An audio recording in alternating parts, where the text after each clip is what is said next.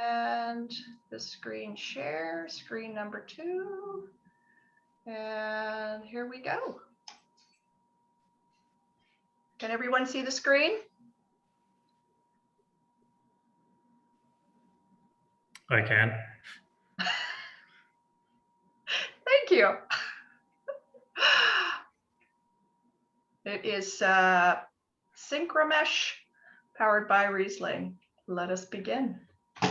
Cool. So thanks for coming to listen to me ramble on here about Riesling and vineyards and things. It was just kind of fun seeing a bunch of faces there of some wine club members who I've never actually met, but exchanged emails with and phone calls and things like that. So it was kind of fun to put a face to the name, even if we're not hosting people up here very much. So thanks for joining. My name's Alan Dickinson. I started Synchromesh in 2010, along with my wife, well, at the time, girlfriend, whom I convinced to move up to a 5-acre property with no buildings and live in a single wide trailer with me. I convinced her to come up with me and to get married. And that was the beginning. Leading up to that, I'd spent about a year and a half really searching for the ideal site for high quality Riesling production in the Okanagan. I'd really fallen in love with the grape. I'd worked in the wine trade in Vancouver for about 4.5 years, working with groups of private collectors, and Riesling was always what got me. The ageability, the way it can become such a lens for exploring terroir. It's very expressive of the vineyard sites on which it's grown and how it's grown. So you're able to get many, many different expressions of the grape from multiple different locations. So when I started looking for property, what we were really looking for was vineyard land, either planted or not, on the periphery of the main valley. So out of the main areas where you see, block after block of rectangular vineyards growing the same things. Riesling likes elevation and it likes diurnal swing. So once you get out of those main lower valley areas, you start to get much higher diurnal swing, so warm temperatures during the day because of the exposure, but at night the temperatures really drop off and you tend to get like alpine or subalpine outflows. As you get out of the main growing areas, you also start to get a little more like geological soil influences, where we ended up landing here at Stormhaven Vineyard. We'd actually looked at a lot of properties and we bought a 5-acre parcel to start off with. If you look at the picture, you can actually see there's a little rectangle in the foreground that now has a house on it, a Quonset hut, and our little tasting room, which is actually where I'm sitting right now. That's what we started with. And it's just that one block in the immediate foreground. 5 acres, it was planted to 1 acre of Riesling and a whole bunch of other stuff that shouldn't really have been here. But we bought it for its potential and got rolling with that. We replanted the bulk of this site over the coming years, some in 2010 and the last block actually in 2014, to more Riesling and Pinot Noir. During that time, we pulled a little 400 square foot trailer on here and lived with our 2 cats and 2 dogs that didn't get along with each other. We built the Quonset hut building you can see there, which is our winery building with family and friends.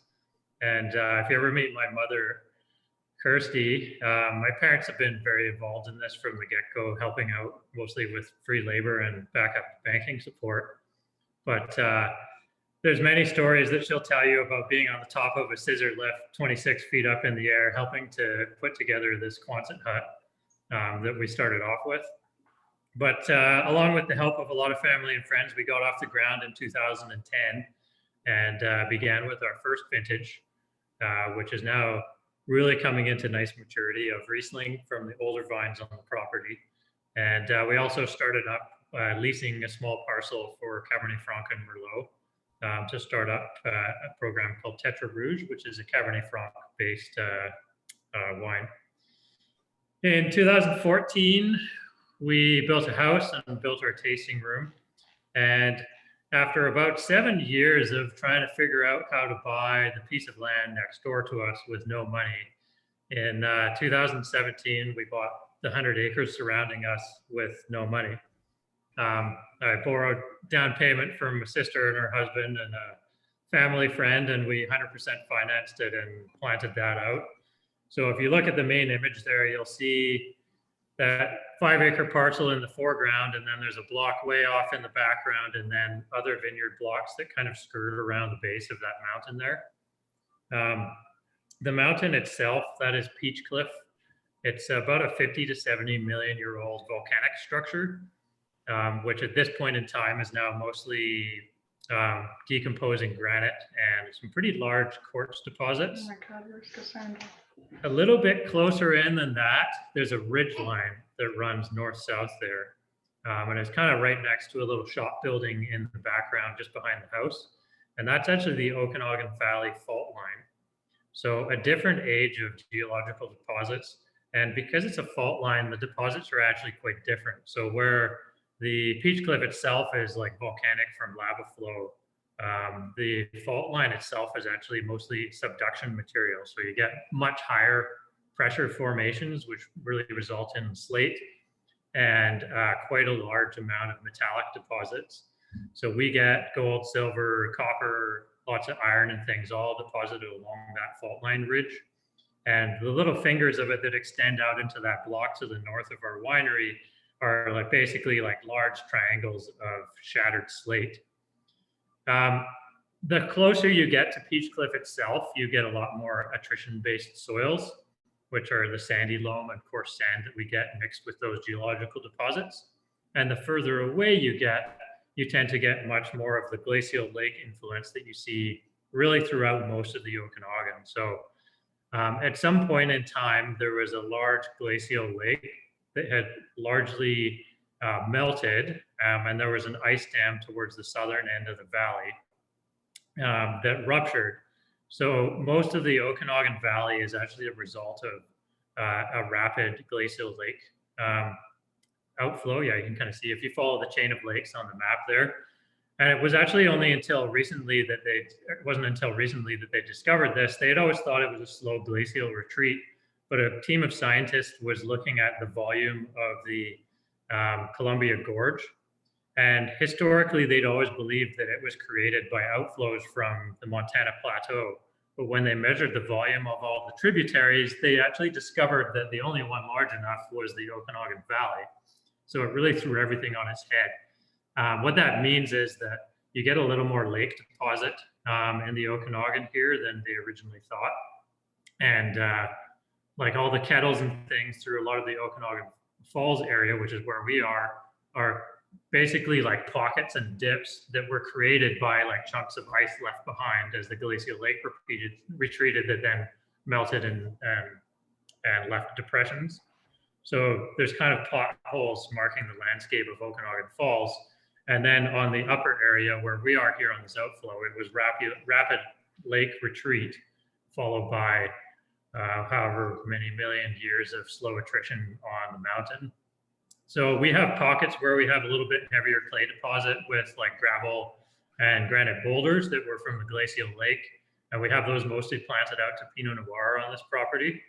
And then the remainder of the site is a lot more sand-based soils, and we kind of follow around the highest elevation. Most eastern parts are planted to Riesling, where we get a much cooler outflow from the McLean Creek Basin, which runs north-south.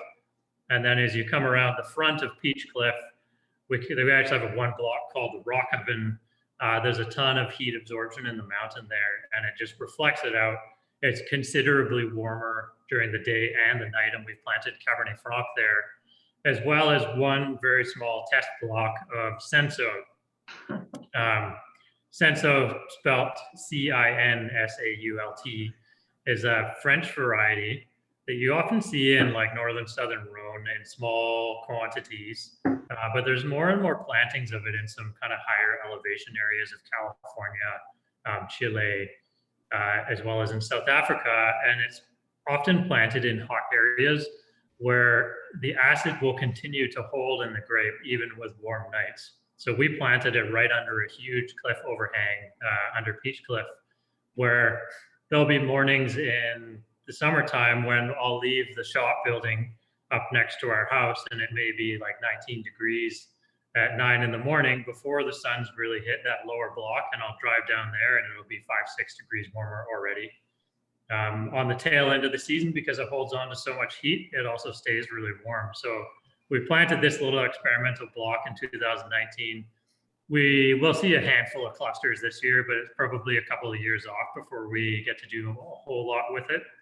But it's kind of an exciting, probably whole cluster fermented, large neutral oak barrel red that we'll produce. I'm just going to ask a question Yep. from Paul and Joanne. Gully and Terrace, are they new? Yeah, on this map here, so this is all of our vineyards that we lease. We've lost a couple of kind of as things have changed over the last couple of years. One started a winery, one moved to a large producer, along with the rest of the contracted fruit. And we've actually added a couple of interesting sites on as well. The Gully and Terrace vineyard, we're not actually tasting that tonight. Our volume is lower on that. So it pretty much all got snapped up by the wine club this year. But we actually started working with that property last year.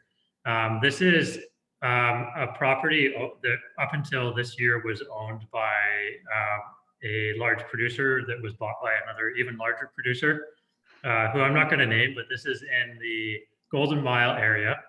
And this particular large producer has kept each of the wineries in its portfolio autonomous and focused on certain varieties. So they bought this property and winery, and most of the grapes planted there are Southern Rhone variety. They're actually putting in a little block of Senso this coming year, which is kind of exciting to have a couple more places that we can exchange ideas with. But there was some Riesling planted there that's, you know, in excess of 40 years old, and they didn't have a room for it in their portfolio. So the winemaker at the time called me and asked if we'd be interested in it. We started with it last year, or 2019, I guess. And the first wine we produced actually went under a label Dryer that was released last year. We came in pretty late in the season at that point, and there were some sour rot issues and fruit flies in the vineyard. So we pretty quickly did a vineyard call, brought it in, and decided to produce it on its own as an entry-level priced wine for that year, simply because we hadn't had the time to kind of influence the program and the way it was going, or pick when we wanted to. But it showed its true colors a little bit that year, and even more so with the 2020. It's a southern block, so it is quite a bit warmer than our other sites. The acidity is a little more mellow, and the fruit profile is a much richer, kind of more structured fruit. I think it's a really interesting complement to the other vineyards.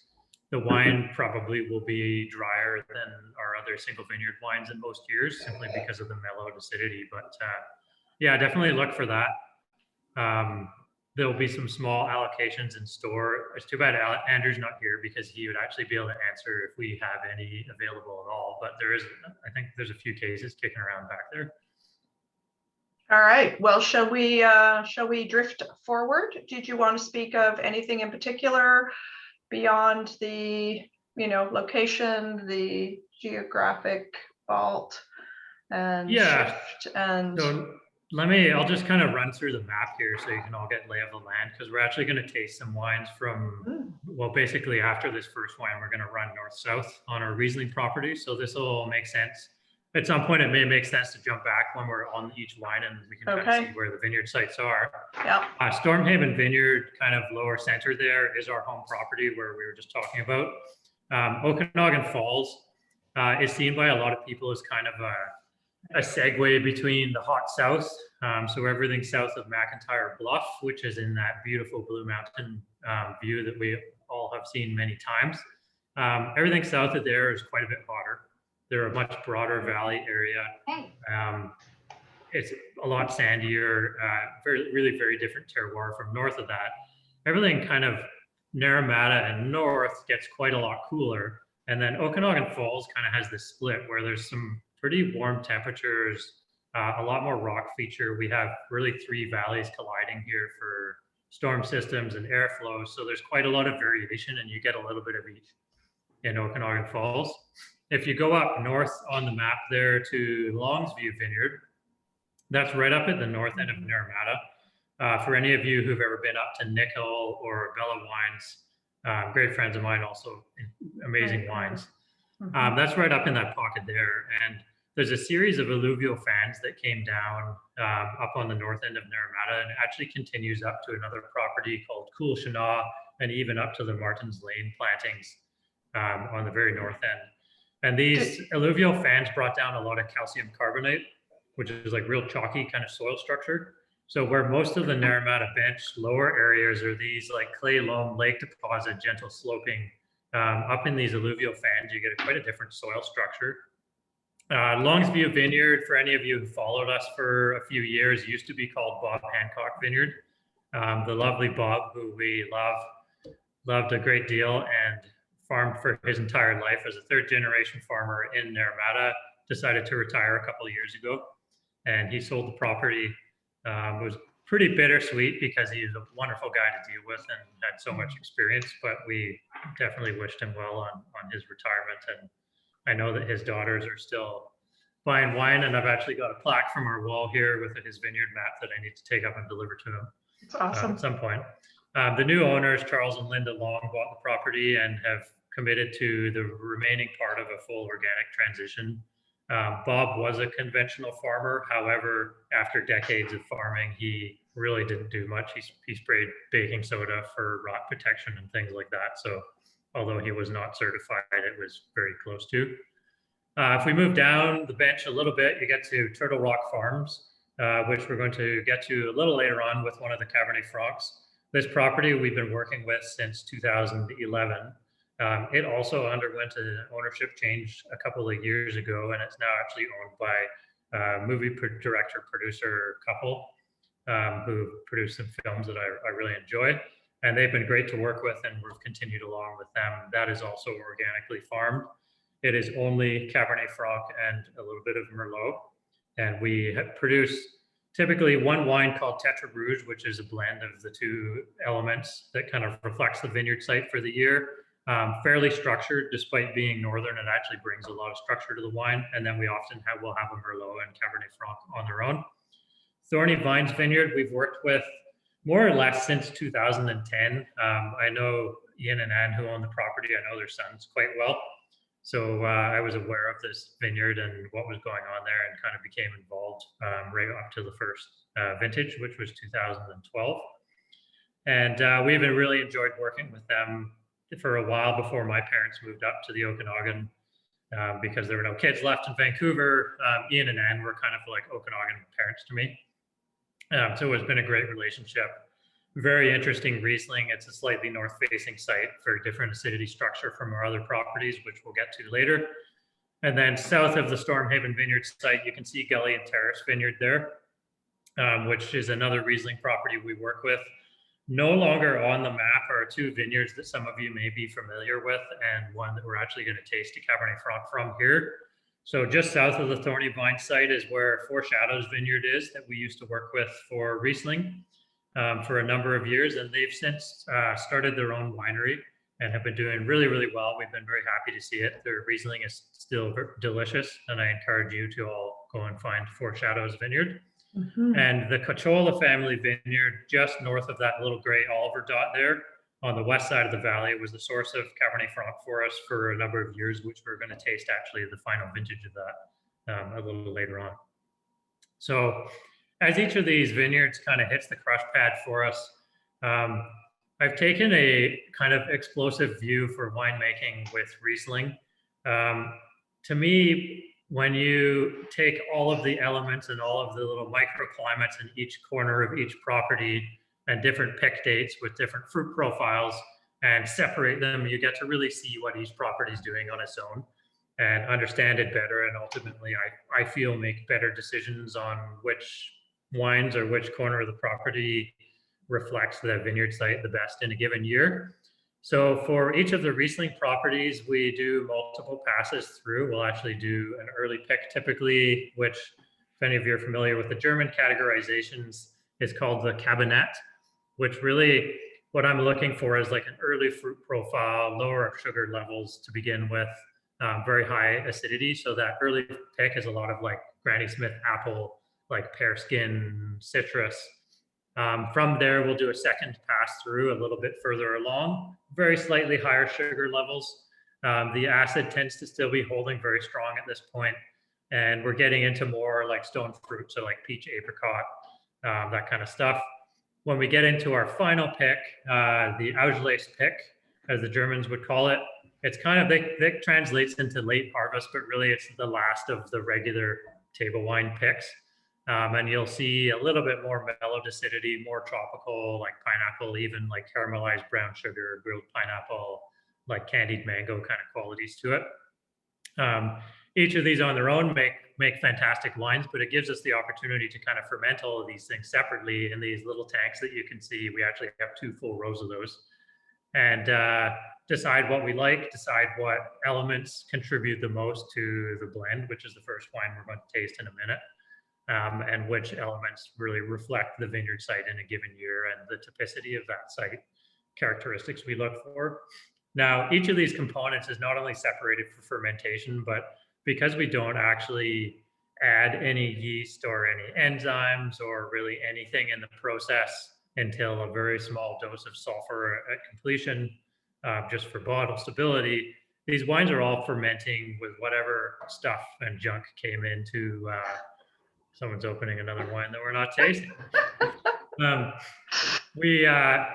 We get the opportunity to ferment these wines with whatever comes in on the skins. You know, there's certainly an element of ambient yeast floating around in the cellar, but certainly 1 or 2 of the dominant strains that ferment that particular batch will be true vineyard yeasts that came in on them, which to me is a big part of terroir. So a big part of like the unique qualities of a vineyard site would be the soil, the climate, the people that work it, but also the microorganisms that live on that property, and that includes the yeast and spoilage bacteria and everything that comes in on those grapes. So in the beginning of a wild fermentation, before Saccharomyces, which would be the kind of primary yeast that would ferment, comes online, you often get a lot of spoilage bacteria and other junk and like weird skins and films on the top of the tank, that really are like all these other organisms starting to consume sugars and other things before the yeast kicks on. And then typically the yeast will get roaring after a few days and ferment through. The reason we're able to really know that we're fermenting with so many vineyard yeasts that are unique is because each of these tanks will do its own thing.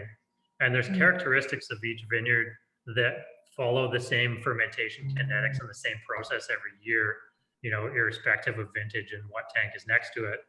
For example, the Thorny Vines vineyard that we're going to get to a little later has pretty much always taken about 14 days of like pulling my hair out, growing a thick film yeast on the top, smelling like skunky swamp water, before it kicks off and gets rolling and then becomes delicious. And it's quite a hot fermenter in the beginning, gets going quite well, and then it chills out and just drags on forever at the end. Each of these vineyards ferments in its own way, and it's kind of fun to watch that.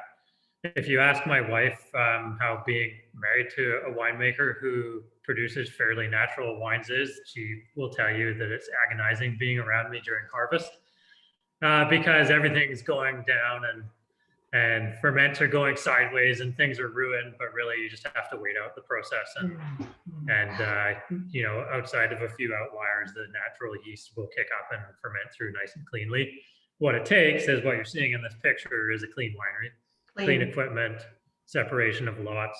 I have a rule that no grapes enter the winery unless they're in a vessel for fermentation, and we stick to that. So the floor stays clean, the tanks stay clean, and that's super, super important in making more natural wines.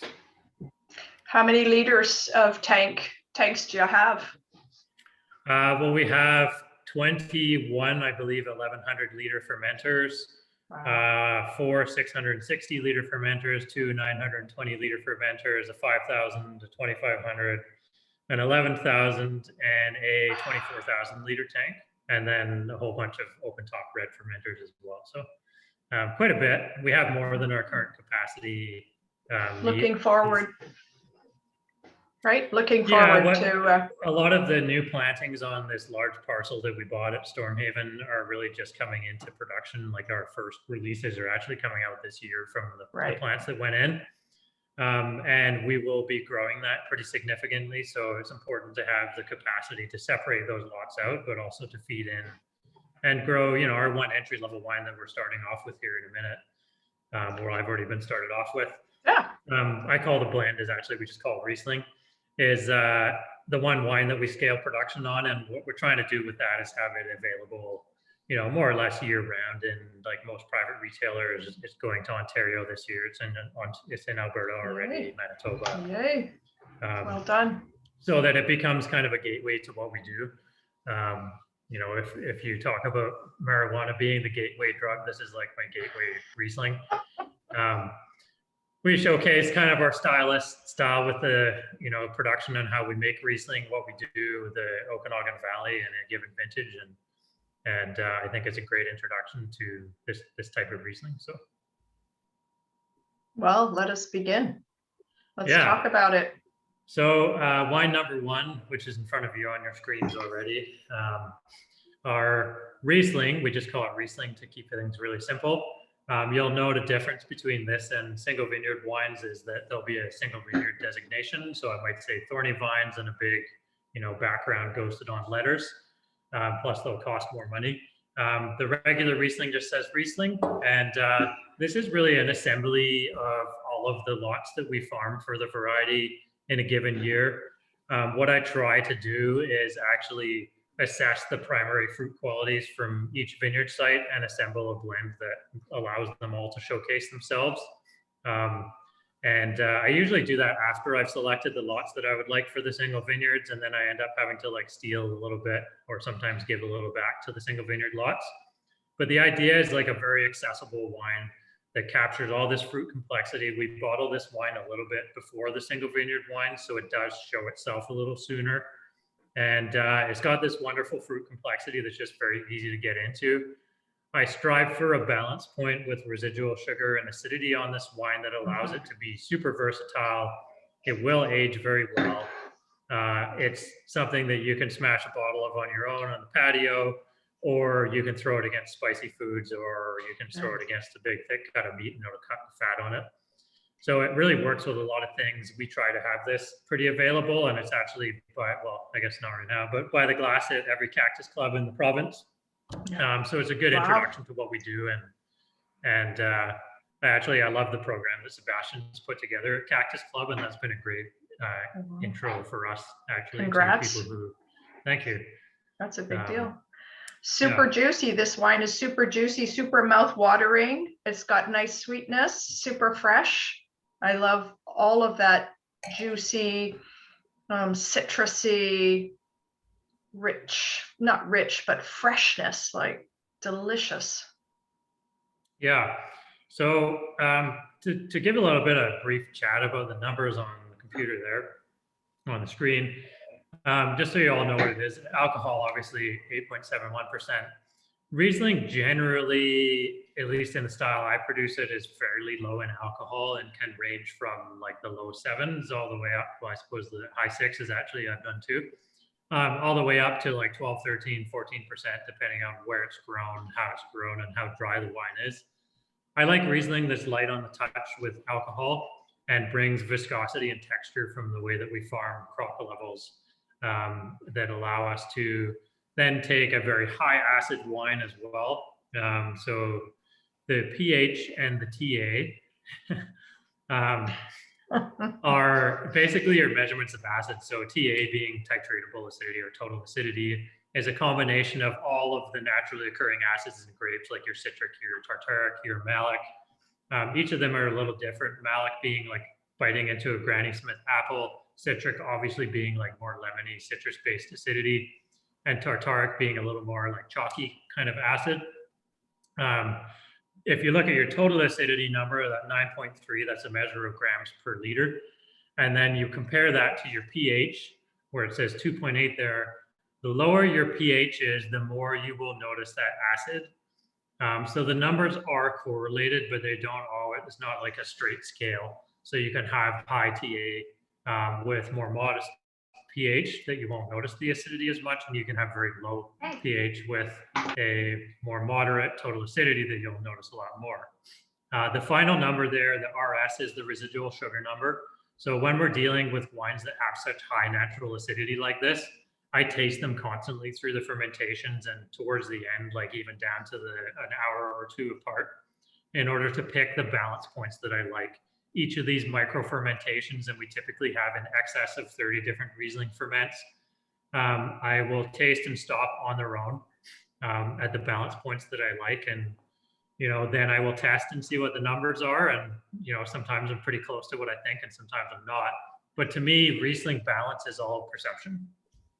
Some wines just like more natural residual sugar and they'll hide it. Our home property, Stormhaven, is one of those. And some will show that residual sugar a lot more, even at lower numbers. So this particular wine here, for me, 47 grams per liter of residual sugar is actually kind of low, but it is quite high, I would say, compared to most other producers in the valley here. But if you look at our numbers, our pH is actually typically very much a lot lower than other properties. Our home site has touched down into the low 2.6s, which is theoretically barely fermentable. And I don't think I've ever crept over a 2.95 on even our very latest picks that we've done. So what I'm looking for here is balance that reflects that fruit and lets it come out. The RS, the residual sugar, really lifts the fruit profile out of the wine and allows it to be expressive. The acidity keeps it in check, so you do get a nice kiss of sweetness and some texture and richness that then gets like sliced apart by the acidity on the tail end and really carries a nice finish. Alan, I'm going to interrupt for a second here. So Yep. we have a couple questions about the technical information that you're providing right now, and why it may not be on the back label. I mean, I know we have a lot of different regulations, but what how do you think we can convey more of this information to our buyers? Well, I've toyed with the idea of putting all of this on the back label. Truthfully, most people don't know how to interpret it. And a lot of people would look at our residual sugar number and not understand the correlation with the acidity and choose not to buy the wine if they hadn't had it before, thinking it was very sweet. It's very sweet. Which is not always the case, because really the acidity is what determines everything. I'll answer your question in a second there, Paul. But the numbers we do publish on our website, they are in our tasting booklets. If you have joined up our wine club, or let's see if I can zoom in and you can see, or you're buying cases of wine or coming to see us, you'll get a copy of this booklet, which is probably backwards right now. But it publishes all the numbers. Everything is available on the website. We are probably going to join up with the International Riesling Federation's tasting profile for our back labels next year. It's basically like a categorization of sweetness or dryness that actually does take pH into account. Now, the kind of interesting thing with these scales of sweetness is a lot of them really just look at a correlation between total acidity and RS, and that doesn't really tell the true story. But when you adjust for pH, it will actually take a wine that if you look at the residual sugar there, you'd say that's probably in the semi-sweet category. But if you adjust it for pH, which would be below 3, it would go down to a medium kind of profile.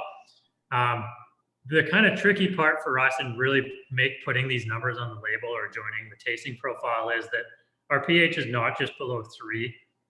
We're like the highest we usually see are in the mid 2.8s, and that's quite a jump because it's not a small step to go from 3 down to 2.8. So really, it's probably like a 2-position shift or even 3 on some of our wines. Paul, you asked a question there about pH and soil. The pH is kind of a combination of the site itself, the characteristics of the site, timing of picking, and how you farm. So the management of canopy can actually influence how the acidity holds.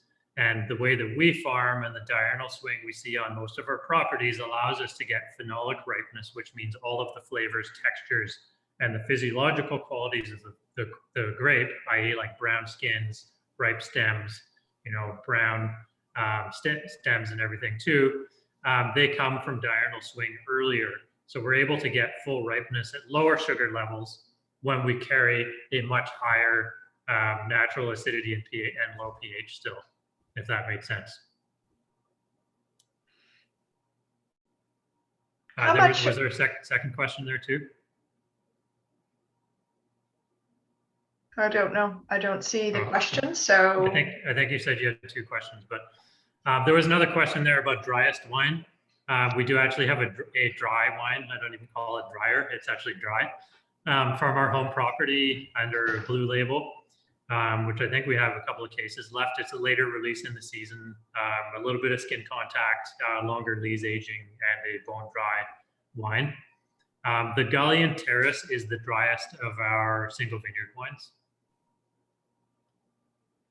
And what kind of numbers would the Gully and Terrace have, just for comparison's sake, if it's the driest? Is it like a pH of 2.8? I shouldn't have asked. The Gully Terrace has a pH of 2.95, so the warmer site mellows the Okay. acidity. That's still a very low pH. Like don't let the numbers lie. Yeah, The total acidity is just over 8, so it's also a mellowed acidity. okay, But our residual sugar is well under 30 grams. yeah, So we're quite a bit lower. So to me, perceptibly, it's just barely off dry, and actually Right. the acid kind of comes through. Funnily enough, I often find people who are seeking the driest wines end up liking one of our most off dry the most, which is the Stormhaven, either Black Label or Blue Label that some of you may have bought from this past year. And it's because the pH is like brutally low and the acidity is often like in the mid to high 12s. oh, the charts. So it's considerably off dry, but that sugar really just hides the fact that we're melting the enamel off of your teeth and building up this wonderful viscosity and ageability in the wine. So it's really a perception. It's, We do have wines that are completely dry, but there's actually others that sometimes seem drier. So Alan, if you go into, say, like the BC LDB, the BC liquor stores, and as I was yesterday, and I was looking for some wines to go with dim sum. So I looked, right at the sweetness level. Now, in the liquor stores, do they also have acidity mentioned or anything like that, or it's just sweetness and that's it? It depends on the scale. So if it's I think the LDB uses shelf talkers and things that use the sweetness code, which is a number. Yeah, they do. And I just was thinking about. Yeah, most Riesling producers don't feel that actually reflects balance of the wine because it doesn't really take into account like true acidity and pH. The ones that have the international Riesling, so it'll say like IRF or something on the back, and it'll be a line. And it'll say dry, medium, and sweet, and there'll be like a little triangle somewhere on that line. Those are the most accurate ones to look for on the shelf.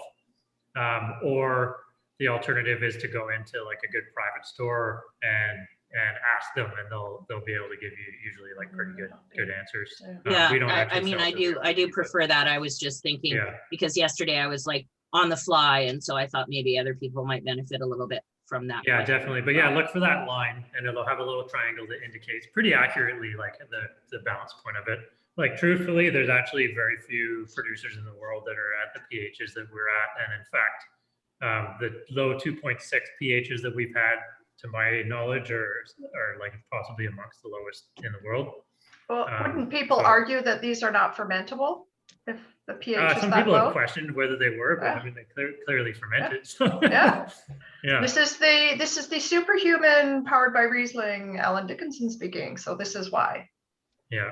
Yeah. Should we There you move go. along to the next wine? Or did you want to talk about pairings? What would you said already, it's very versatile. It goes with a number of. Yeah, this particular wine is really like anything you can possibly do. Yeah.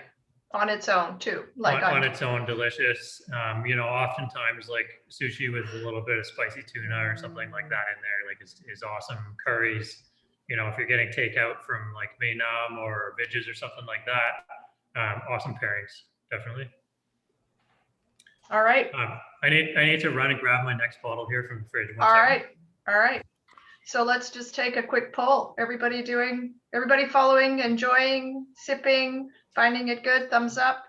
I like to see that. Yes. All right. Too technical? Is there technical questions that we aren't asking that would be supportive? Everybody knows pH. Everybody knows 3.0. Yes. All right. Anytime you want Alan, Alan's the expert. So if we have a technical question, he's the guy to get us the info on the down low on it. So So Barb, it's Annette and Steve. hi. Hello. Yes. So my biggest question is around Building a aging, cellar. aging and building a cellar. So what from Synchromesh should I be putting down and aging? So I put that in there, and hopefully at some point. he All will. right, so why don't we go through the wines and then we can pop back to that maybe at the end, and we can kind of say, if you want to age 10 years, like, because it'll also be about like, when do I want to drink these? Like what's the window? Because you could have a cellar that's, 30 years and Okay, we'll be I'm not, using no, our no. canes to get there. no, I'm not gonna wait I'll 30 I'll years. definitely talk about it at the end there. Aging of Riesling is super important to me and something that I like to talk about a lot. So I'm happy to pipe in Awesome. on that. And also, I actually used my previous job before this was running a private cellaring business. And one of the things that we did was consult and help on collection building and whatnot. So I do have some tips for you depending on your Lovely, kind of what your end goals are. Yeah. lovely. Thank you. Someone did ask there before we jump to the next wine, what is the highest RS wine that we typically produce? I don't remember whose name it was. The Stormhaven Blue Label, it just says Riesling, not the dry Riesling, will typically be the highest. To me, it really depends year to year on like the balance point that I like, but that's the wine that I've seen up there along with the Thorny Vines most often, which we're going to get to after the next wine here. I might interrupt you one more time, Alan, just to let Bruce know that we are recording, and Barb can make it available to you after. And we also have another question about which of the wines are best to cellar, and how long would you cellar for? So obviously people are thinking that they're going to be buying a lot of your wines and putting them away. So this is good. Great. Sounds good. Yeah, I'll definitely This is- talk about that at the end, and we can Right. kind of Thank go you. through a few different wines in our portfolio, including a couple we're not tasting because it's kind of relevant to those too. Yeah, awesome. So here we That are at works. Longview. Cool. View. So Long's View, I kind of mentioned briefly earlier. It used to be the Bob Hancock Vineyard, and working with Bob, we started in 2014. I'm actually going to find. I had a picture here of Bob because I love Bob. This is from a previous booklet. If you've ever seen a man that looks more like a farmer who is committed to his land, you can show me. But Bob was wonderful to deal with. We started in 2014, and after a lifetime of farming and being the third generation farmer, he had farmed orchards, vineyards, helped out tons of people in the community as one of those guys that would give the shirt off of his back. Very, very well liked. This was the first time he ever had his name on something, and it was pretty special for me to be able to work with him. On the tail end of that vineyard there. The vineyard itself, he planted on his home site where he lived, which was actually right next door to an apple orchard that's still there that his brother owns, that has the original family house that they grew up in. I was told that Bob's father, when his wife was pregnant with Bob and getting ready to give birth, rode across the lake to Summerland to take her to the hospital because there was no road in yet. So that tells you a little bit about how long the Hancock family's been around in the valley and how connected really they are all over the place. There's not many people in Naramata who don't know the Hancock name, and it's pretty cool. Anyway, he planted this vineyard. It had been apple orchard prior to this. He put in Riesling, unrooted Riesling vines. So these are not grafted on rootstock, which is kind of like a big, long conversation on its own. If any of you are interested, we can maybe touch on that at the end. But this was planted 2010, I believe. I need to check my notes on that. And we started in 2014 with it and have been working with it since. That's correct. He did grow some excellent Pinot Noir. He farmed it up until, I think it was 2018, he sold the property. So 19 and 20 were with the new owners. And this is all Riesling on the site. It is south facing. very gentle sloping with a spectacular view back towards Penticton down the lake. This is on the east side of Okanagan Lake. And a little bit higher elevation because things do go up as you go there. It's directly above the town of Naramata on the north end there. And as I said before, this is actually an alluvial fan made of mostly calcium carbonate, so real chalky soils. It's very dusty when you're doing any mechanical work in the soils up there. And this has always been a producer of a wine that really showed a lot of stone fruit to me right from the get-go. We do multiple picks through this property. We actually have done specific botrytis affected selections from this site. It seems to have a predisposition to having that happen. Botrytis is actually a fungal infection of the grapes where the fungus cilia will actually puncture the grape skins, and it looks terrible. It looks like a big basically ball of mold, but it draws moisture out of the grapes themselves, concentrating the sugar and the acid. So where a ice wine, for example, will be hung out to the bitter end where it's all raisined up, tend not to have very much in the way of acidity because they've really dropped it as the season's gone on. Botrytis affected wines are, to me, much more imbalanced because you're actually getting a concentration of sugars and acids. The flavor impact and textural impact leads to like a sweet tobacco, marmalade kind of quality, like candied apricot, and you get quite a lot of viscosity out of them. So we've been very fortunate that every year, pretty much, we've had some botrytis influence in the wine from Longsview Bob Hancock, but we've actually got a few specific picks that we did that we haven't released yet from 2016 that are aging away of botrytis affected wine too. The first picks at Bob's are always, or at Longsview are always beautiful with a lot of that apple, like an Anjou Asian pear kind of skin texture to them. But the second pick, when we get into this like white peach and like a bit of like lean unripe apricot, is where it really shines to me. The acidity from this property, from that chalky soil, really gives kind of a broad spectrum, like side of your mouth presentation. So where the acid sits in your mouth is often indicative of like the type of acid that it is. And this site always seems to have it. It kind of goes beside your tongue and waters away. It allows the wine to carry some nice texture and weight in the mouth, but it really continues to dry it on and on and on. So 2020 Longsview Vineyard, this was a selection of the fermentations I liked the most. There was a good chunk of the Cabernet pick, which is that first pick, but also quite a bit of the second pass through, which was just that beautiful stone fruit quality to it. You'll note the alcohol on this, 7.98%. I love low alcohol in Riesling, especially when it's a good Riesling, because it means all of that intensity and texture you're getting is from the grapes and the farming and not from alcohol itself. As you can see, coming off of the first Riesling, the residual sugar level quite a bit higher, but again, the pH at 2.75 is like a very large step lower, and the acidity, or being over 10, is also starting to get quite a bit higher. This property under Bob was conventionally farmed. He didn't really do much to it that I would consider to be negative.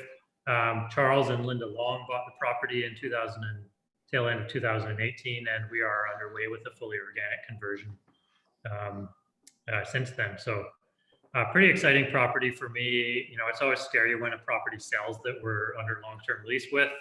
You know, we do individually brand all these wines with the vineyard names and work closely with the owners to build the brand of that vineyard. And you never really know what's going to happen with the new owners, but Charles and Linda have been fantastic to work with. They actually just moved out to the Okanagan from the island this year, and I look forward to becoming a lot closer with them too. So pairings, I know to be specific about these pairings might not be useful, but is there something about this particular wine? I just curious, is there something you would prefer? Definitely.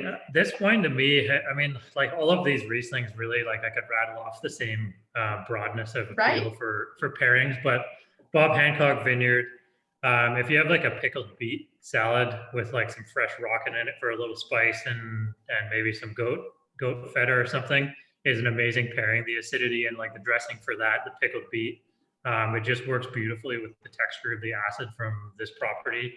and it's something that I've kind of hit up quite regularly. And I've seen some beautiful pairings with similar types of salads. Everybody knows that restaurants as rocket. well. Everybody knows that rocket's the Australian for Arugula, yeah. sorry. arugula. That's okay. My favorite green, so we grow tons. Yes, yes, awesome. And yeah, there you go. So Dave Lancelot, pork butt. Pork's going to be something that comes up a few times in this because I think pork belly and things also do very well with Riesling. But yeah, with this, like the saltiness of the cheese, the pickle texture, the acidity in it, I think just something to Perfect. go for. Yeah. So 305 cases, and that will be gone soon. So let's move. Yeah, I think the bulk of that's gone to the wine club already. Yeah. So most Here of we these are go. fairly small. So I broke down Dave Lancelot. I'm with you. All right. So Dave, speaking of Dave, this is often Dave's favorite wine from us, as he has widely broadcast. Hi, Dave. Dave's a friend of mine as well as like an industry colleague. So I've actually known Dave since he was back at Marquis before I came and started working up here and started this project. And it's been fun to follow along with some industry friends that I had who thankfully have supported and the wines have been good enough for their palates too. So Thorny Vines Vineyard here.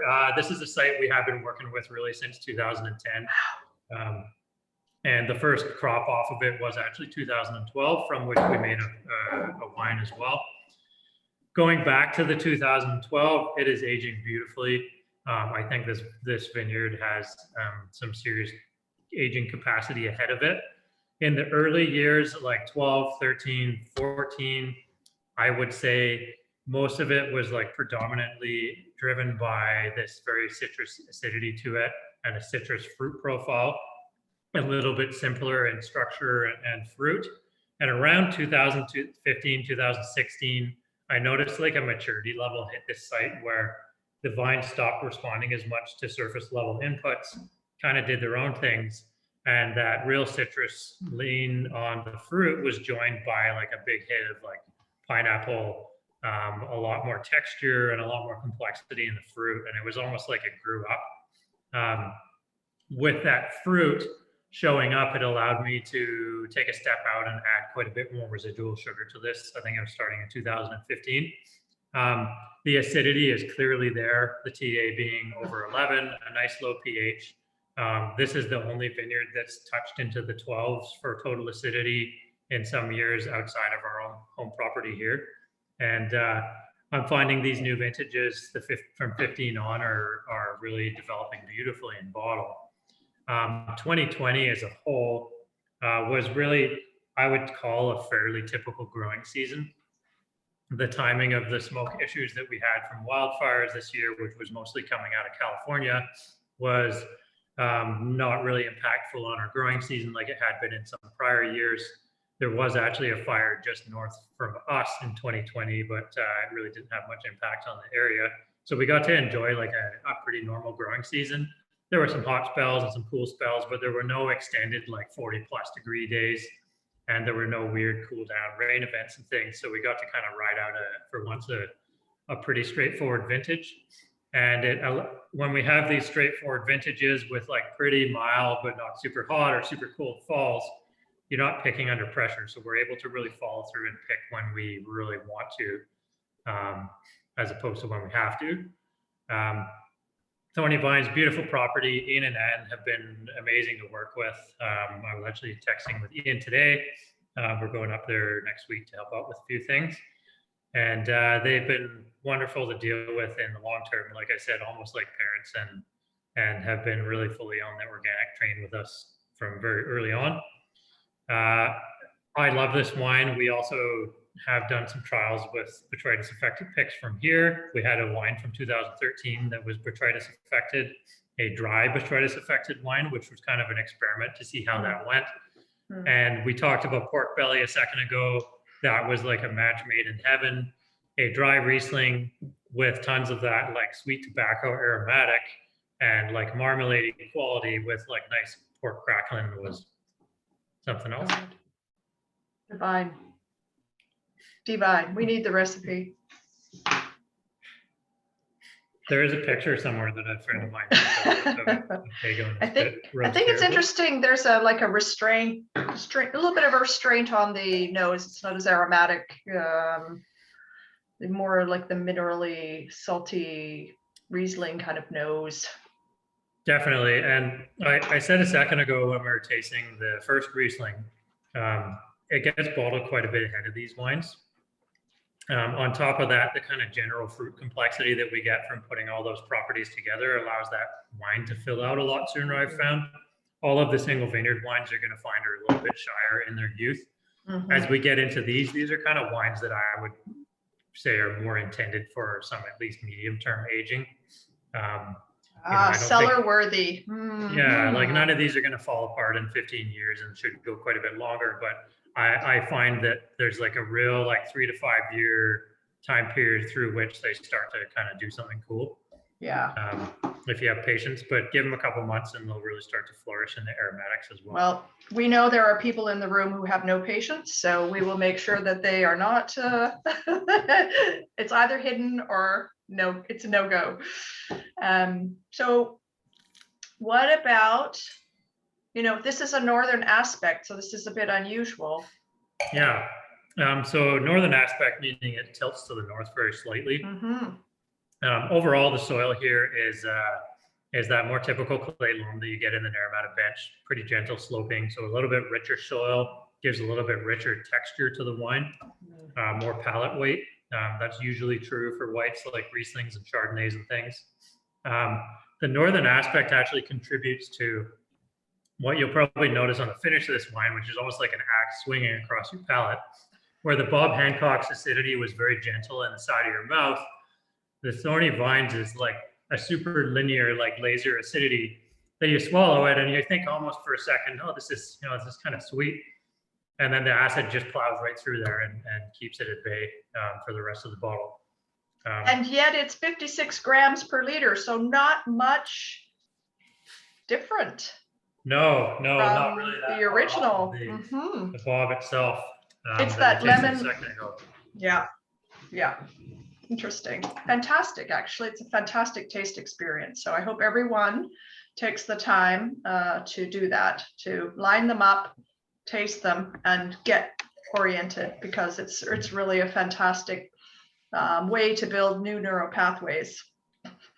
Yeah, so food pairing specifically with Thorny Vines, that linear acidity has such a cleanness to it and like a freshness that I would I would throw this at like sashimi and things, like simple, minimal ingredient stuff. You can have some spice in there. It can certainly handle it very well.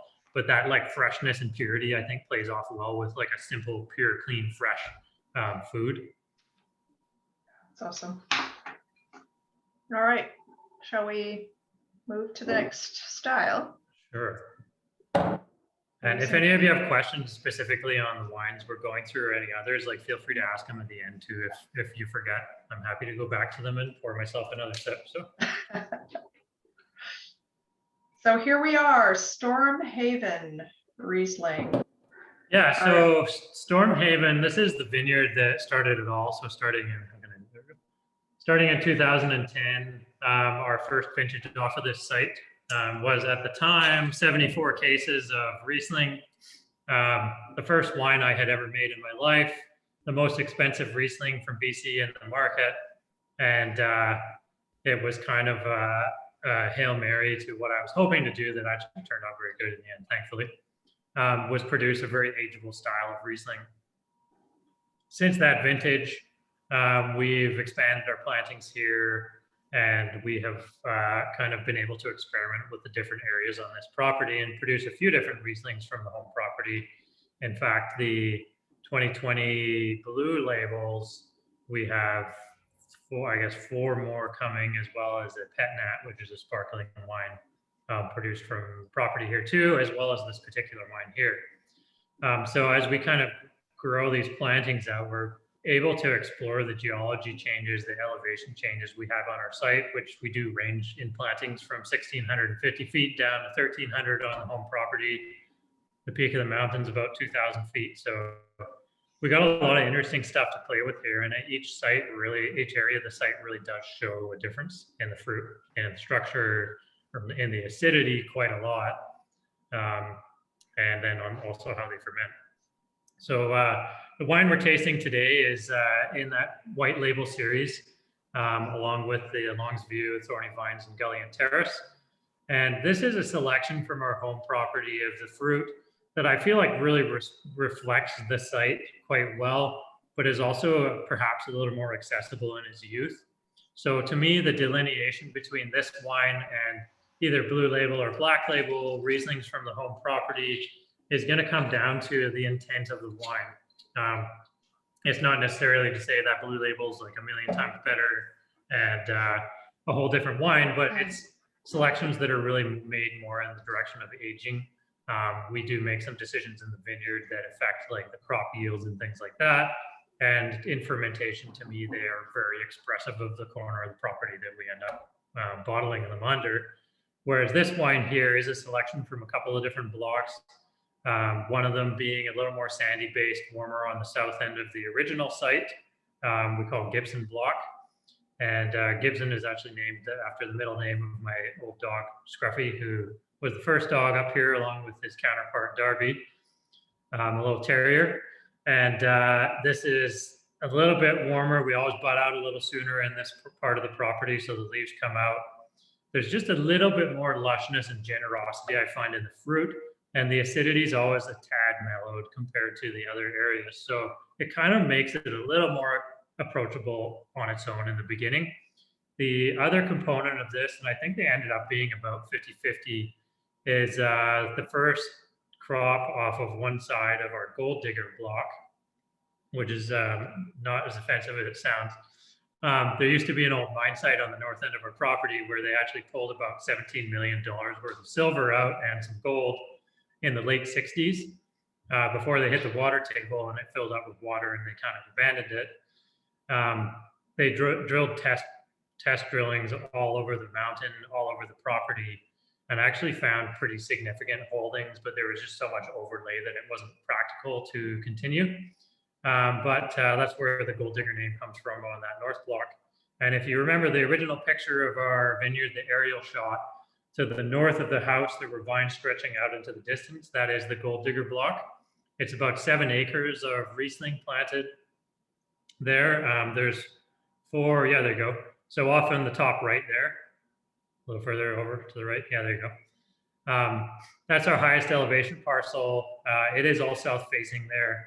A lot of slate deposits and shattered slate in the soil there, and more sandy as you go to the left-hand side, which would be the west, and a little bit more clay as you move to the right-hand side, which would be the east in that block. The Gold Digger block carries a lot of good acidity, a nice low pH to it, and being young vines, the fruit complexity isn't tremendous yet, but it showed like quite a lot of really interesting characteristics of the Cabernet Pic, which would be that early like real appley pear kind of quality to it, less citrus and more apple pear. To combine with the kind of more lush textured Gibson block actually ended up working out very well to produce this wine. There we go. So out of the whole property, it's a couple of small parcels. Overall, 107 acres we have at Stormhaven Vineyard. We've only planted 21.5 acres here. And there are a few more areas we're going to plant. But what we try to do here is exercise what I call farming with nature. So you can kind of take the approach of you're going to be organic or you're going to be biodynamic, and you're going to plant a vineyard and establish it. So here's a list of what you can do and like the ideal timing of it and a kind of comprehensive strategy for approaching it. And that's a wonderful way of approaching biodynamics and organics. But I took it from the other perspective. When we bought this large parcel, it was essentially all virgin land. It had been ranch land decades ago. It had basically sat fallow for quite a long time, and before that had nothing on it. It was never contoured. There's never been a massive amount of work done here, no synthetics. So we took over really natural state land with a lot of pretty critical habitat areas for bighorn sheep, spadefoot toad breeding pond, a lot of endangered grassland area in behind that fault line ridge that I was pointing out before, kind of below Peach Cliff. There's There? actually a huge, yeah, there's a huge back valley there that opens into a grassland area and artesian well. And we work closely with the with the Okanagan Similkameen Land Stewardship Society, which is an organization that helps private landowners with habitat restoration and management initiatives. Cool. And basically what we've tried to do is like audit what's here and work very hard to protect and improve the land. And these vineyard plantings that we put in, we didn't prep the soil, we didn't rip the soil and contour, we mowed the native plants down and stuck vines in there.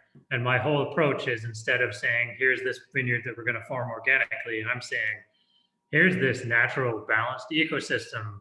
How do we stick our vines in there without screwing it up? Yeah. And it's really interesting. It's a slow way of establishing the vineyards. We use our own compost programs, and we don't use any synthetics on it. We do very minimal sprays. We're fortunate to have a lot of regular winds blowing through here, so we don't get a lot of pressures. And one of the beautiful things of this site is we're almost like an island of agriculture. There's not really much around us. There's a new producer, some friends who started, Rigger and Winsey, who planted a 5-acre parcel next to us. And there's Meyer family across the street and a little ways down the hill. But we back onto about 400 acres of nature trust land. And then immediately to the east of us is a private land that holds the top of Peach Cliff. So there's no influence of spray drifts or pressure of other things coming in, which is beautiful and allows us to farm this way. That's awesome. It's wonderful to come through. If you do come for a tour, tasting with us in May, June is one of my favorite times, because we have like chest high wildflowers growing throughout the property and it's just teeming with activity. It is the way that I think everyone should farm. It's not always practical. There's some hard things about it, but it's really allowing nature to exist and inserting ourselves without influencing and manipulating the landscape and habitat. So that's awesome. Well, we'll all be coming to have a tour. Again, as soon as we're able, we'll be booking. I'm not sure we're allowed to Not right now. No. All right. So, ladies and gents, we're going to try some red. And who loves Cab Franc? Yeah, who loves Cab Franc? I love Cab Franc. Oh my goodness. And BC does amazing Cab Franc. BC has potential for amazing Cab Franc, and the prime example is what you're doing. Thank you. So Riesling had been like a major focus from us from the get-go, and Cabernet Franc was something else that I kind of isolated that I was really curious about in the valley. I think both varieties are very well suited to the growing conditions here. But the reason that I love both of them the most is really because they reflect terroir. They become a lens through which you can explore the landscape and explore the growing conditions and the geology and the geography of the site. And Cabernet Franc does that really almost as well to me as Riesling.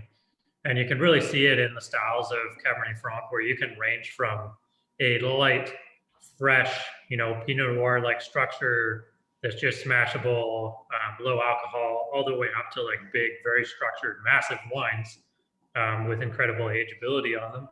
And it's mostly reflective of the vineyard sites that they grow in. Which kind of brings us like an interesting starting point with the Cachola family vineyard here that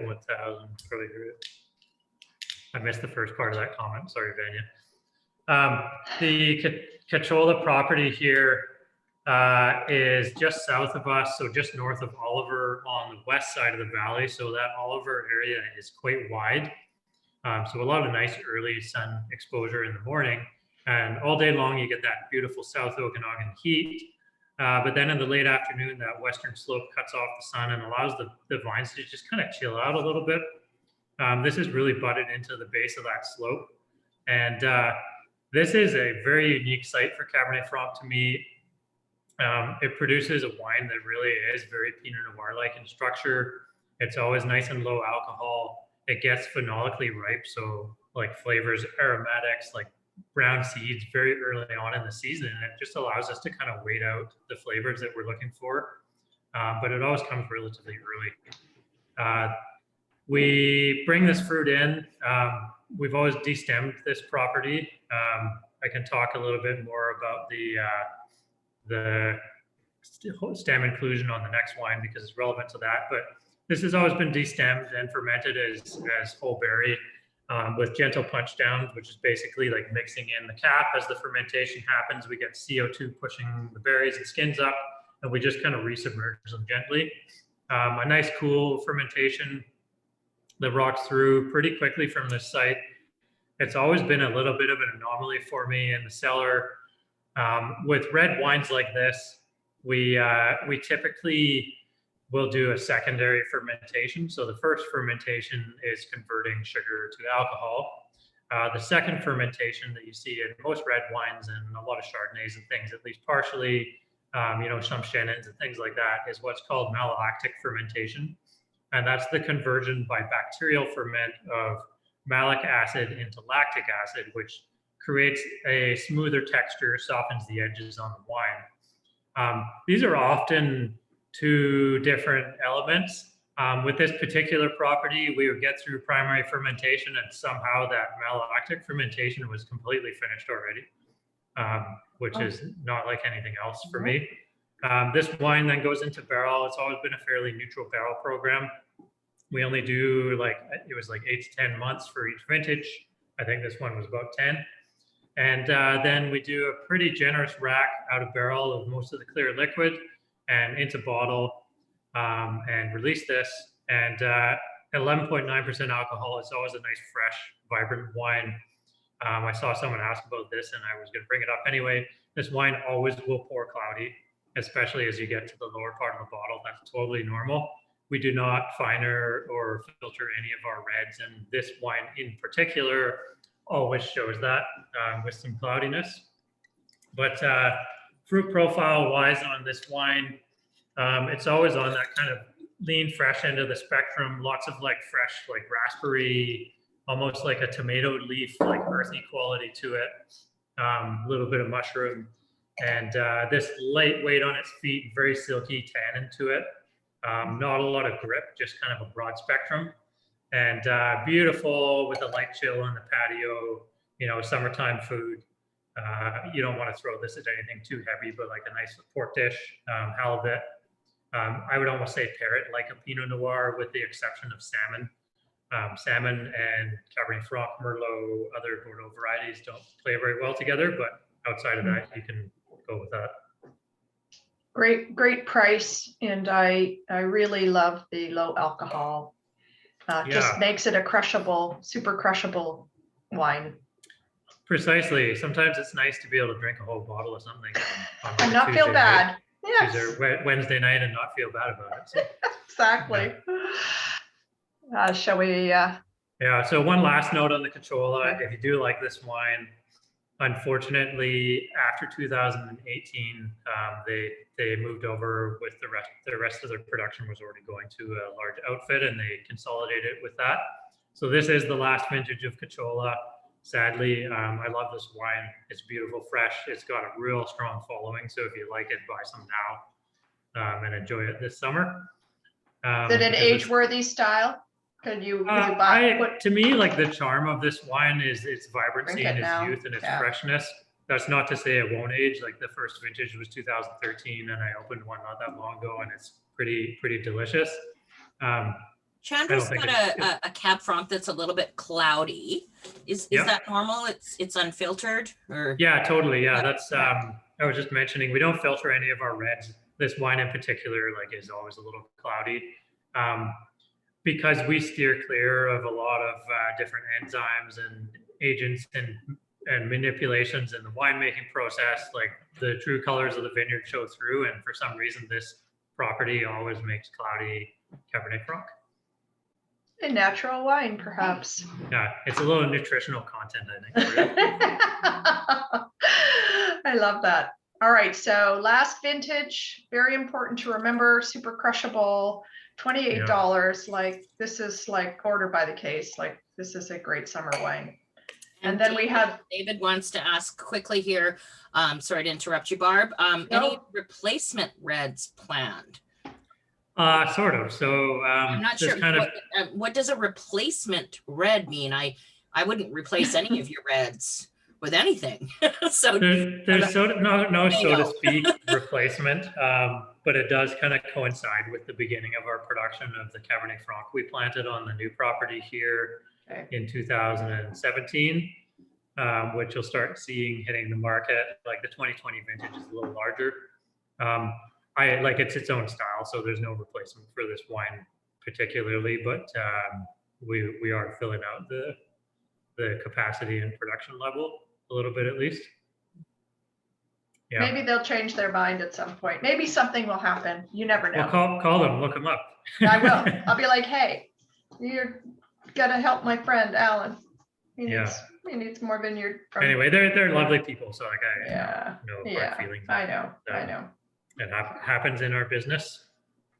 I'm just gonna flick my light on because the sun's going down and it's getting a little darker in Okay. here. 1 So, second. yes. So last wine, ladies and gents, does anybody have this wine opened? I would be super curious to Hopefully that's hear your thoughts. a little better. There we go. There you go. Hello, welcome back. And we are now talking about Turtle Rock Vineyard. Yeah. Again, So Cab Franc, and it has the wax cap. It's been dipped. yeah, so one of the like most labor intensive processes you can have in a winery when you're trying to do something by hand and on small scale is wax dipping. So we have waxing parties, which are not really as fun as they sound, or as terrifying as they sound. Basically, we have a slow cooker of full of wax going in the winery, and we stand around and listen to music and dip bottles in wax.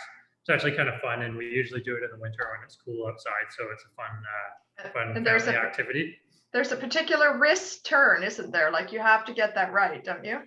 Well, yeah, the temperature has to be right on, or it can go way too thick or way too runny, and there's no second chances. Once you're dipped and pulled out, that's it. You're done. Yeah. How do you volunteer? Check in with me. We do it a few times a year actually, but if conditions allow this year to be mask free with a group of us in the winery, it actually would be kind of fun to do. Yeah. Anyway, I thought I would open this one in front of you guys because some people Have no will idea. write me extensive emails, including sommeliers complaining about wax What the and how heck? long it takes and standing 10 minutes beside a table chipping away at the wax. You don't have to do that. New wax that you'll get on our bottles or bottles like Echo Bay and things like that, which are another awesome producer around the corner. This is all softer compound wax.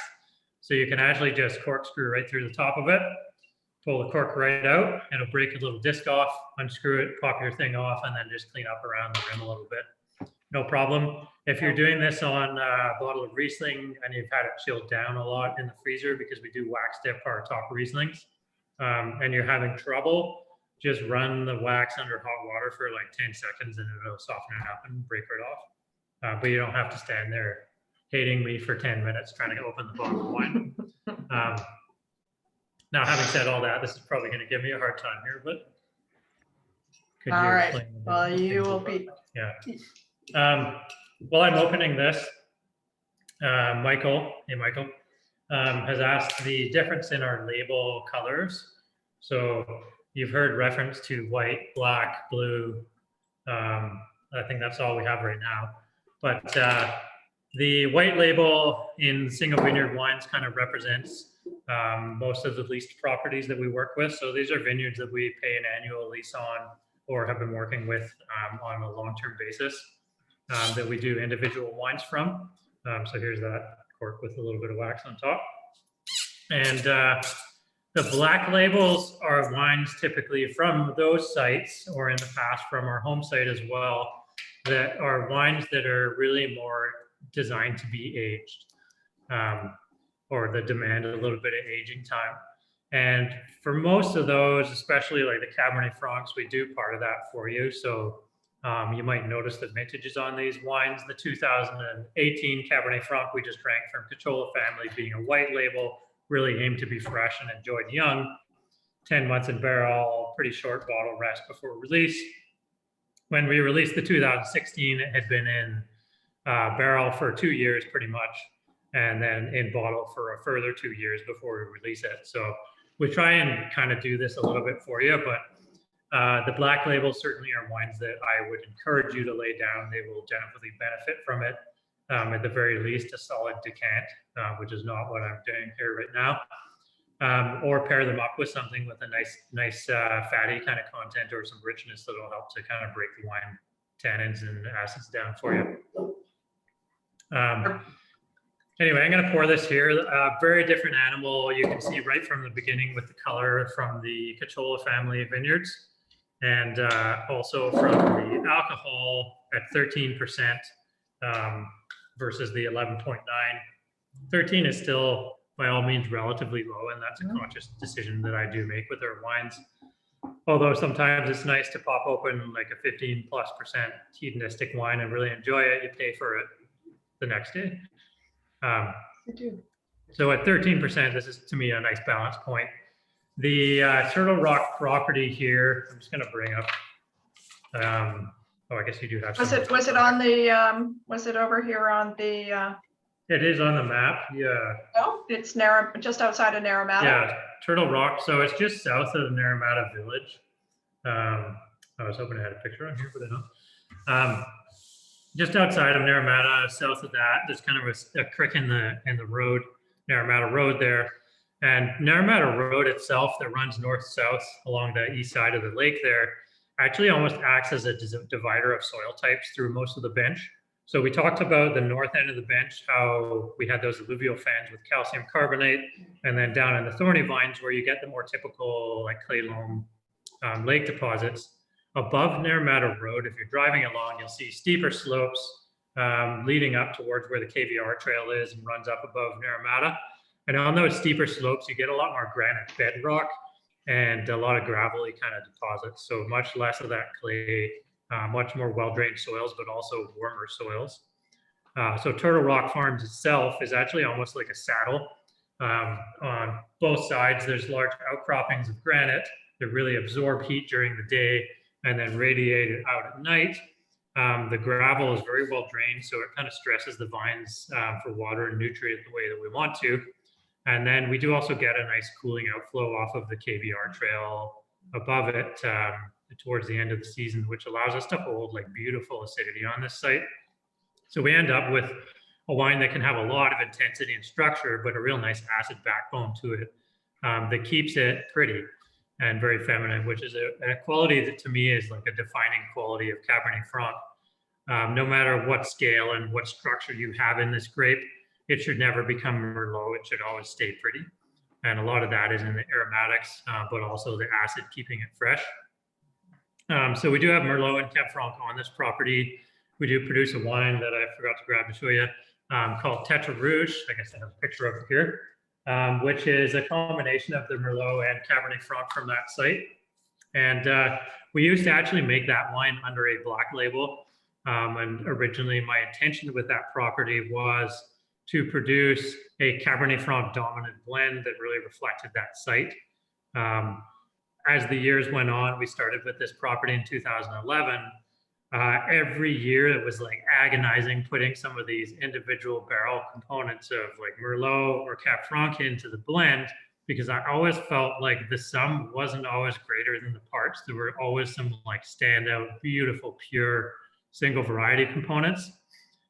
So in 2016, I think actually it was, I decided to switch the Tetra Rouge to a white label and no longer feel guilty about keeping out all the parts that I wanted for the single vineyards.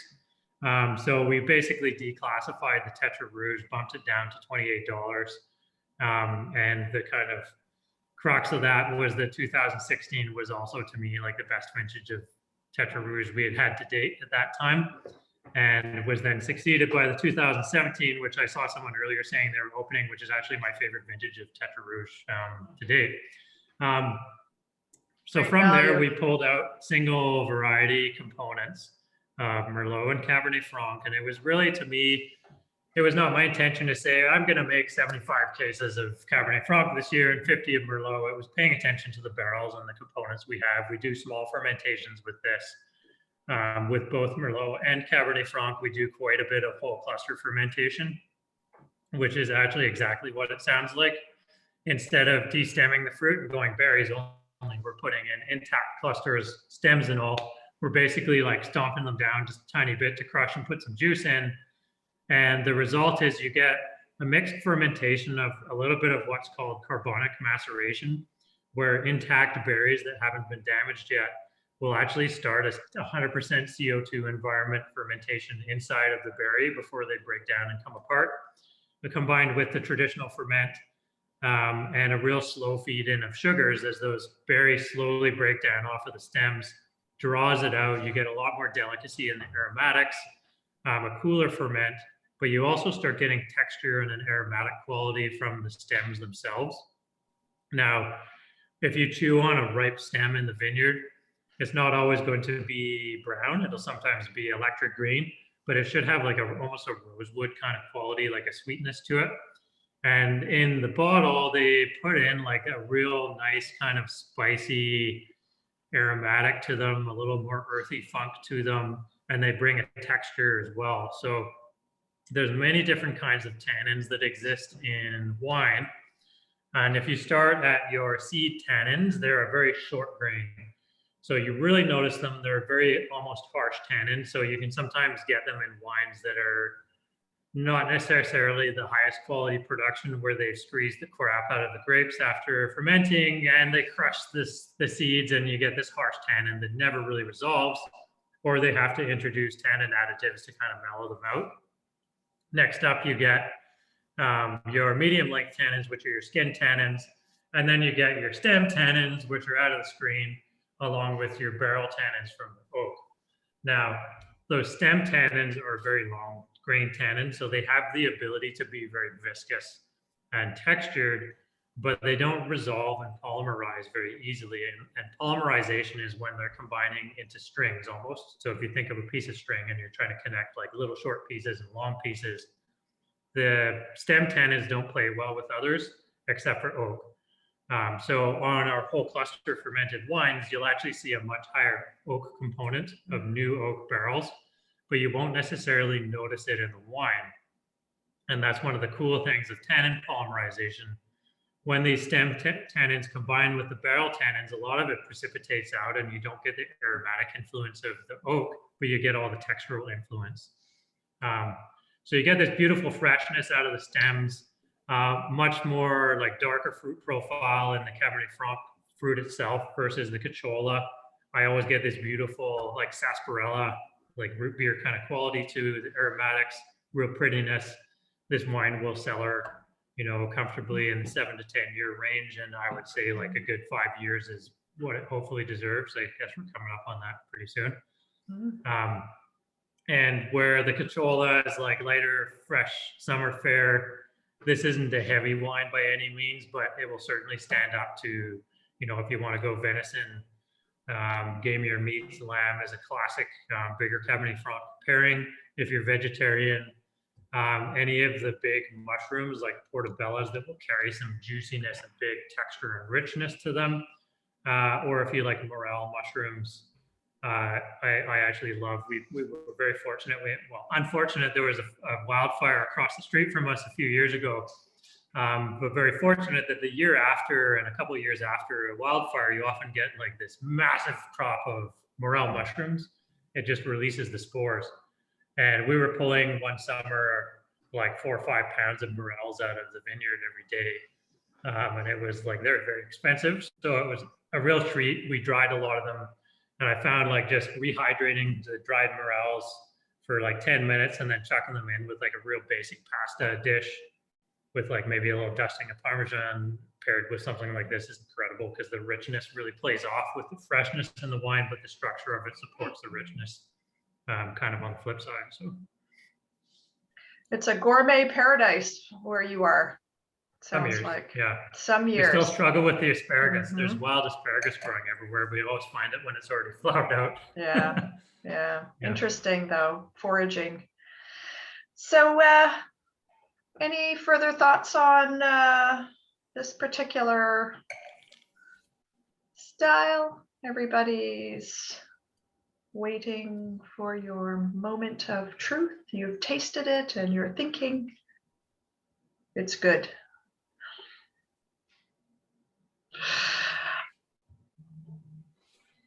Any final thoughts on that one, Alan? Oh, he's leaving us. All right. I'm still here. So Oh, you're still here. All right. I'm getting a low battery warning. Hang on. All right. So, well, we're coming to the end. There we go. Whoop. No injuries. No one was harmed in the producing of this video. No one was harmed in the producing of this video, I'd like to be able to say. Just my headphones. That was it. All right, so we are coming to the end, and we're going to just remind everyone that you have until midnight to take a look at this lovely offer that's on the Synchromesh website. The 4 bottles of Riesling that we've talked about, the 2 bottles of Cab Franc in a 6-bottle offer, or times 2 for 12. And yeah, visit the Synchromesh website or hop onto mine or Facebook and now it's time for Q and A. How's everyone feeling? You're all back. It was awesome. Master class, indeed, in all things. First of all, soil, sense of place, Okanagan Valley, Okanagan Falls, your beautiful property, those lovely Rieslings and Cab Franc. Thank you. Terrific presentation. Everyone, if you'd like to unmute or not, how are we doing, Cassandra? Do we have questions? I saw one question. Wait. Sorry, One more? Cassandra. Sorry. If you don't mind, I saw one question that I thought I would answer at the end. What was my breakout or aha moment? Cabernet Franc, I think it was. So I dug up a picture for you here, if you can see it. Lamacchiolo Paleo. A lot of people don't think Cabernet Franc and Italy, but that is hands down my favorite international Cabernet Franc. And it kind of exemplifies what I was talking about of prettiness with structure and backbone and massive ageability in a wine.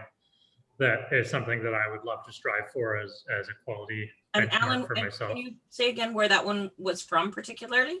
Lamacchiolo is the producer's name. Paleo, I'll pull it up here, a little info sheet for you. And I know Dave. Isn't that Tuscany? Isn't it Tuscany? Yes, it is Tuscany. Do you know who imports that? Was that John? Lamacchioli, I don't know who, but I have a feeling it might have been one of John. John. Yeah, it wasn't a direct import at the time. Okay. I think Peter Ray actually might have been the agent for international it. sellers. Oh, you could be correct on that. Yeah. Anyway. There's lots of excitement around Cab Franc, Tuscany, more Pet Nat. Pet Nat is the word of the day, the decade. I don't know, something for the Okanagan. Oh, I heard cans are popular, Alan. What do you think about cans and wine?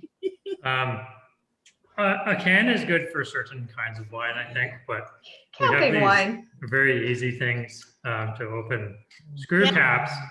And when you're looking at wines, like we haven't done any half bottle selections, but when you look at wines with alcohols in like the 7s and 8s, it kind of solves your problem of taking a bottle of wine to the park and still being able to ride your bike home. Yeah. I love alternative formats for making things easier and excitement.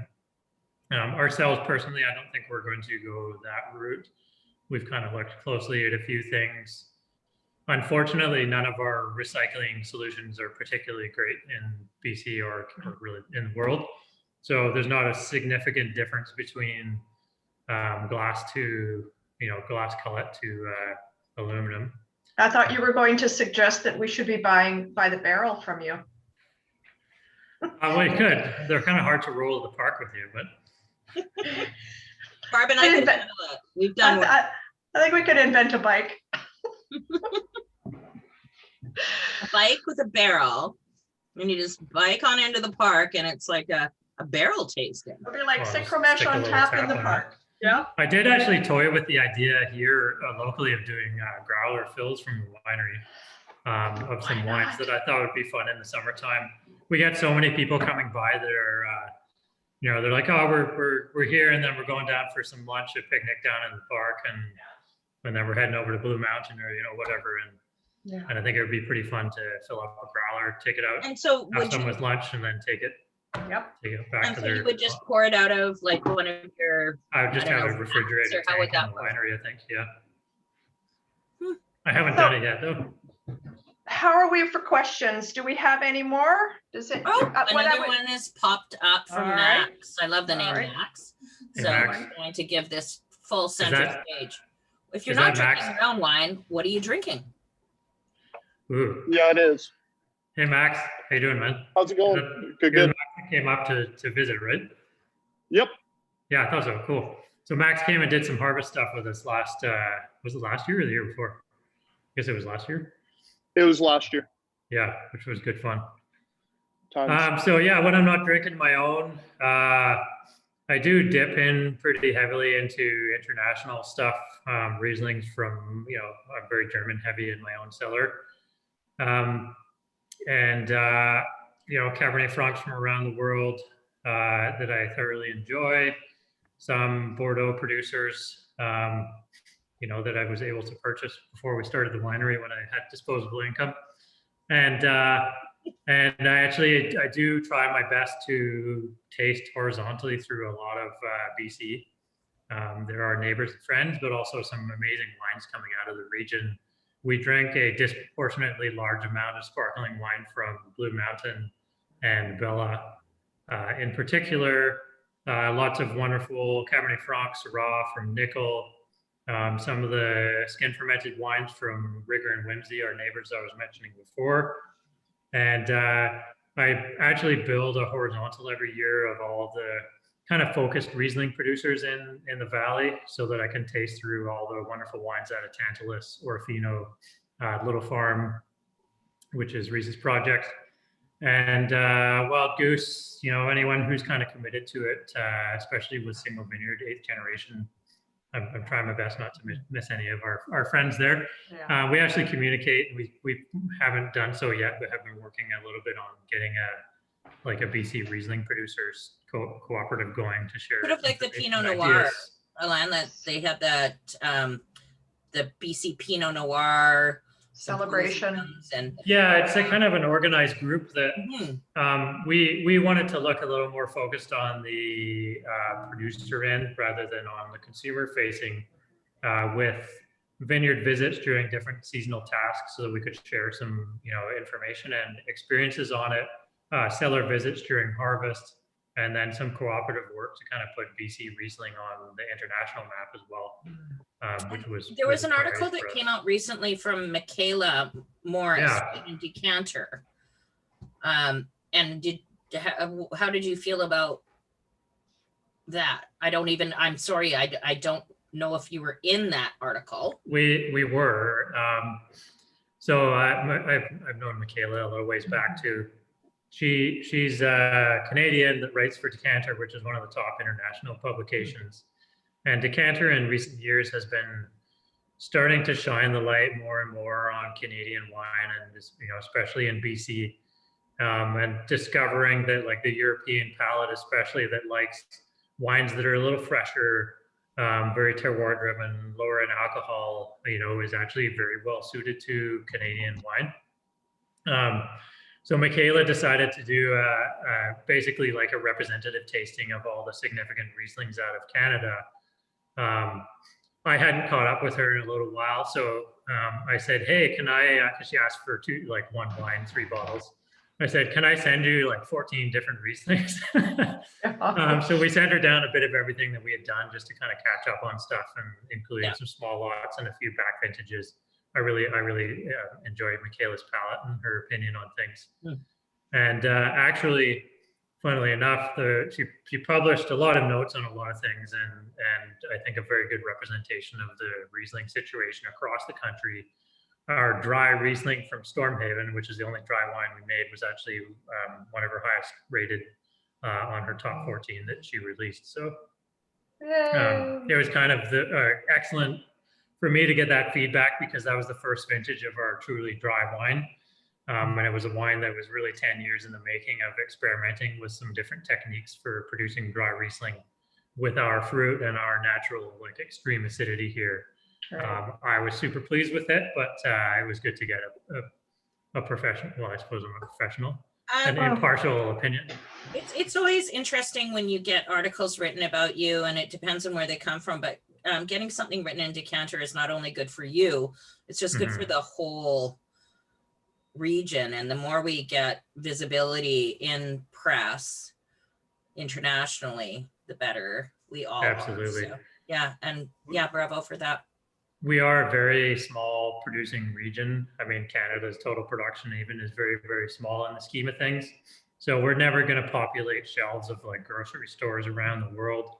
There's a few focused ones like Mark Spencer Group in the UK and Whole Foods in the US who have taken on like Blue Mountain and Meyer Family and things, and they've been awesome in Painted Rock to kind of carve out a gateway for the rest of us. But where we can excel is in quality and in focus. And those wineries, it's not no surprise that the wineries I just mentioned and other ones that I've talked about earlier tonight are wineries that have focused on doing one or two things and doing them the best they can in the most vineyard expressive way they can.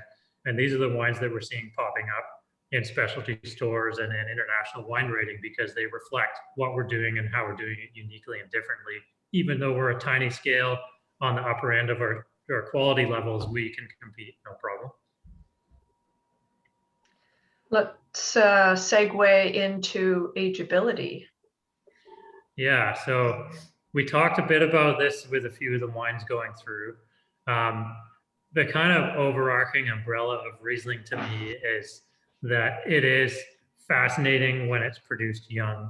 It can produce so many different styles, ranging from sparkling to like uber sweet ice wine to dry wines to textured to botrytis affected wines, skin fermented wines. Like it can do so much. But when you take a step back, it's also the most ageable variety of wine produced.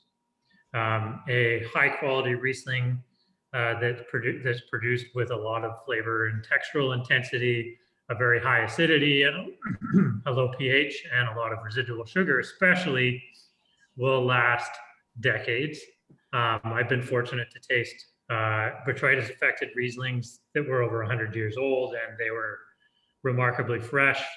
If you step into the German wines out of like 76, onwards, many of those outside of a few flop years are beautiful, alive, vibrant wines, still full of acidity. These are wines that you can age as long as you would like to. And if you're building a cellar program, they're a great backbone to it if you love Riesling because you're almost not going to have a letdown at all as long as you're buying from high quality producers. Most of them will age quite well, especially in like the 10 to 15 year range. I will say there's one caveat, and it is with some of the top tiered Rieslings from I've found like more nutrient stressed sites, and it tends to be like the Slate Slopes in Mosel, some of Nye, and our home site in Okanagan Falls here, the blue label and black label Rieslings would fall into this category as well. Riesling on that scale does something that Pinot Noir does too, and it'll go through a little bit of a numb phase. You're not going to be totally disappointed like you will be opening a Burgundy that's not ready, that's completely disjointed, and you regret it and you paid a ton of money for it. With Riesling, it'll just be a little bit subdued in the fruit, not quite all there.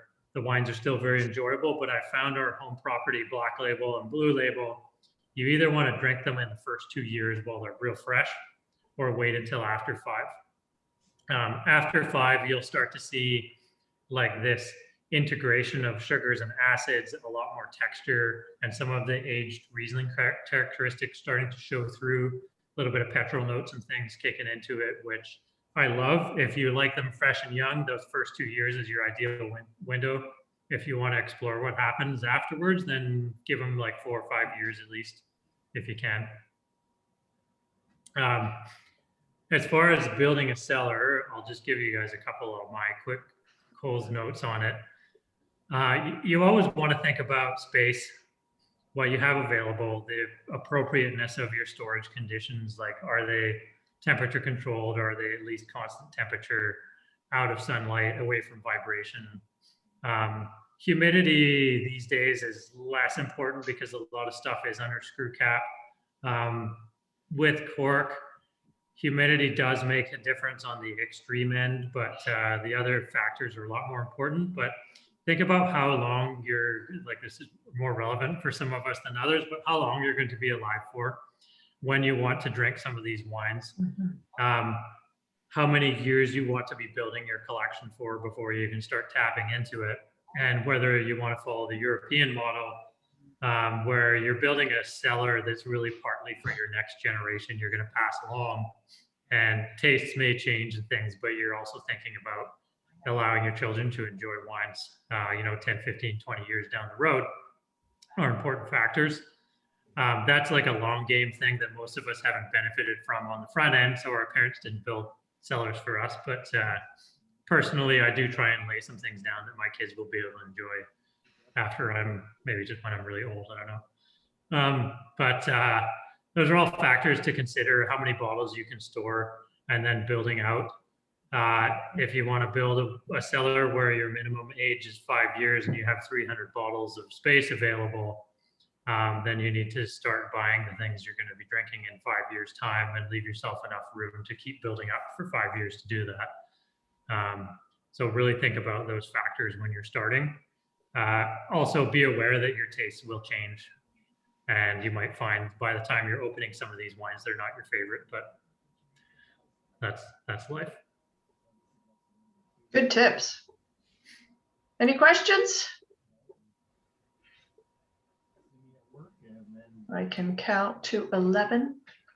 Well, on that very positive note, would everyone want to pick up their bottle, and we'll do a bottle shot in the screen. I will use the print screen again, so I'm going to count. If you will turn your video on, raise your bottle bottom, and populate the screen, we would be most appreciative. All right, so I'm going to count. Let me just see how we do here. 3, 2, 1. All right, and I got to pop over to the next screen. 3, 2, 1. Let's see where we've got our next screen. Wow, Blue Label. I like it. Oh, we got more. Got more. Turn them on. Bring them out, people. All right. So if any of you are wondering, that is the Blue Label I was talking about. We actually call it Stormhaven. It looks quite different. I think the fonts are similar as well. Thank you. Yeah. But that's what they look like. So ladies and gentlemen, we've had a most incredible masterclass, a most incredible time. I've enjoyed sipping. I hope you have as well. I could spend hours more with you, Alan. You are a wealth of information. I love your passion for wine, and I think it's certainly spilling over for all of us. We're here because we love your wine and we love Riesling, and so stay powered. If you need any helping hands this summer, you can call on any or all of us. And, thank you so much for your time. It's super generous that you would, take this whole afternoon and create a happy hour that's 2 hours long instead of 1. So thank you. Thank you all very much. I would love, I just see a couple of people asking. We do have a booking app on our website. If you're interested in coming for a visit, we are open for them. Everything is by appointment. We only do one group at a time, and that's not going to change COVID or no change COVID.